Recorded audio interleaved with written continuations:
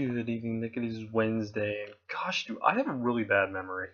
I'm not gonna lie, I totally forgot that we had decided we were going to do some kind of trip up to New England, and you reminded me, and now I feel like a dirtbag.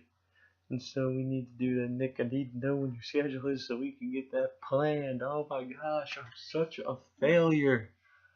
I'm having other anxiety problems right now, so that's why I'm kind of freaking out a little bit. But oh my gosh, how did I forget? According to my schedule, I have off this weekend and I have off next weekend.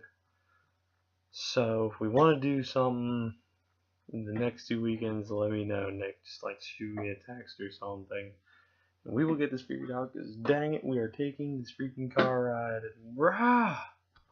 Also, Nick, as I learned today, apparently I really like to micromanage stuff. And so that's actually the general cause of my stress right now.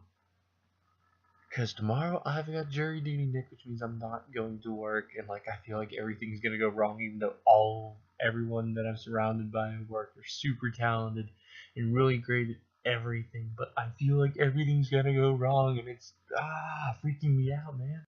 And what is freaking me out more is because I can't even remember like the simple stuff. Like we're supposed to go to New England for funsies. If I can't even remember the cool things for funsies, how in the world am I supposed to remember if I made sure that everything is done for tomorrow? I don't know. It's driving me nuts, man. I wonder if I'm going to die of a stress-induced heart attack someday. I just get a feeling that that's how it's gonna happen. Okay, so now that I'm like done panicking, and I feel actually a lot better now that I've actually yelled at a video camera, which is weird. Yeah, you're right. We are really good at just kind of talking about things beyond what you and I are capable of, which I find really interesting.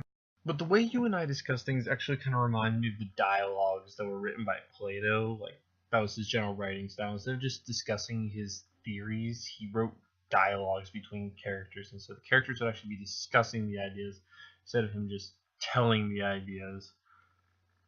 And a lot of his characters were based on real people, but they also had they thought things through in a logical way, and they would deconstruct things logically.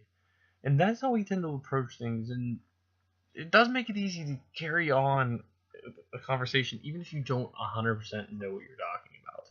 That would catch on to things really, really quick, and so if we're talking with somebody who's really knowledgeable and is really good at filling you in on details, it's really easy for you and I to catch up the speed. Like, I'm not saying we're going to be able to get like our PhD in the topic just from talking to somebody, but we'll not look like total fools if we went and talk to somebody else about it. Like I said, that goes back to like the Socratic method and just like talking through things logically. It's really cool because you don't always have to know a lot about stuff to really talk about it, and that's why I'm always like annoyed that people won't talk about like high level things like nuclear energy or foreign policy or politics or living philosophy like you and I will, Nick, because like they're afraid of it, but there's nothing to be afraid of, man. Just go for it. It's really cool. It's probably the nerdiest thing that I've said all day, but I'm cool with that. So I don't know. Let me know what's going on, and see you on Friday, man.